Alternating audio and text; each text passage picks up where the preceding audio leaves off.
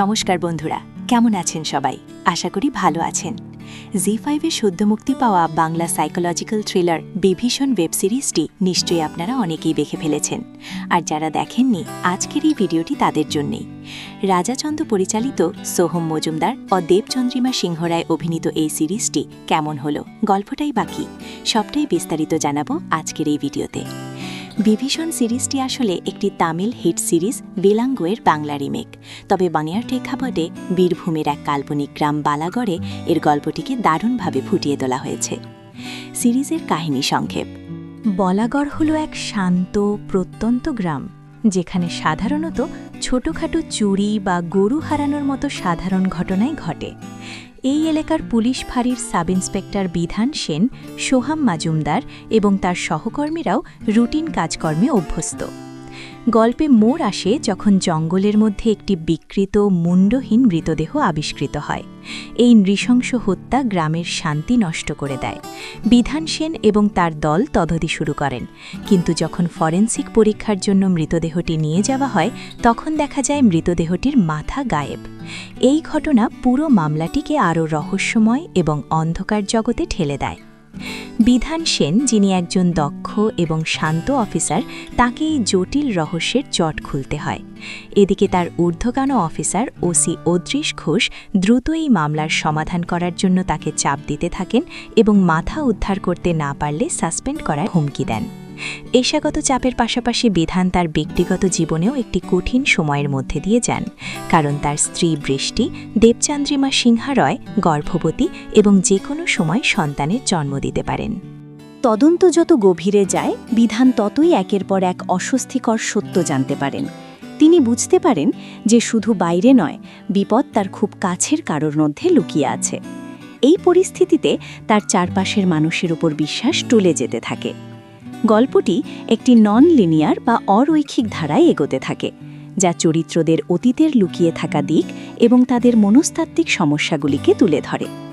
এই খুনের ঘটনার সঙ্গে রহস্যজনক চুরি এবং একজন নিখোঁজ ব্যক্তির মামলারও অদ্ভুত যোগসূত্র পাওয়া যায়।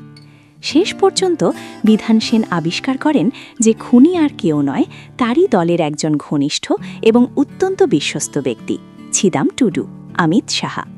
ছিদাম তার মেয়ের ভালো থাকার জন্য এবং অতীতের একটি ট্রমা থেকে বেরিয়ে আসার কারণে এই অপরাধগুলি করে।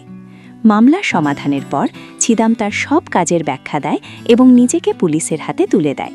তবে নিখোঁজ মাথাটি উদ্ধারের জন্য বিধানের অনুসন্ধান চলতে থাকে। রিভিউ: ভালো খারাপের দিক। সব মিলিয়ে বিভীষণ একটি বেশ জমাটি সাইকোলজিক্যাল থ্রিলার। তবে কিছু ভালো দিক এবং কিছু দুর্বল দিক অবশ্যই রয়েছে।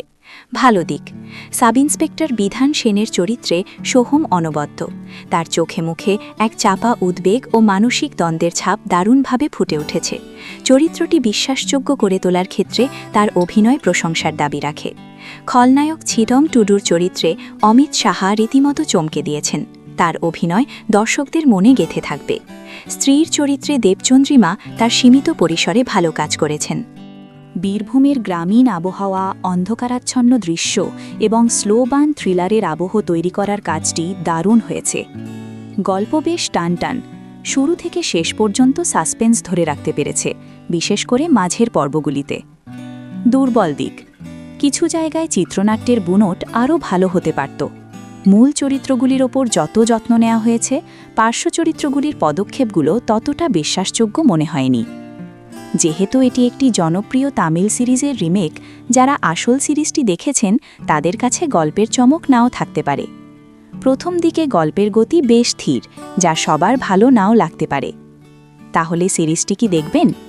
অ্যাঙ্কার: যদি আপনি ডার্ক থ্রিলার এবং সাইকোলজিক্যাল ড্রামা পছন্দ করেন, যেখানে শুধু খুনি খোঁজা নয়, তার পেছনের মানসিক দ্বন্দ্ব ও বিশ্বাসঘাতকতার দিকগুলিও দেখানো হয়, তবে বিভীষণ আপনার জন্য অবশ্যই একবার দেখা উচিত।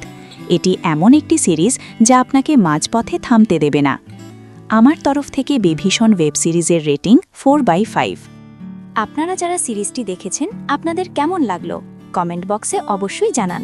আর ভিডিওটি ভালো লাগলে একটি লাইক, কমেন্ট ও বন্ধুদের সাথে শেয়ার করতে ভুলবেন না। আপনার পছন্দের আরও কোনো ওয়েব সিরিজ নিয়ে রিভিউ চাইলে সেটাও জানাতে পারেন। দেখা হচ্ছে পরের ভিডিওতে। ততক্ষণের জন্য ভালো থাকুন, সুস্থ থাকুন আর দেখতে থাকুন ভালো কন্টেন্ট। টাটা।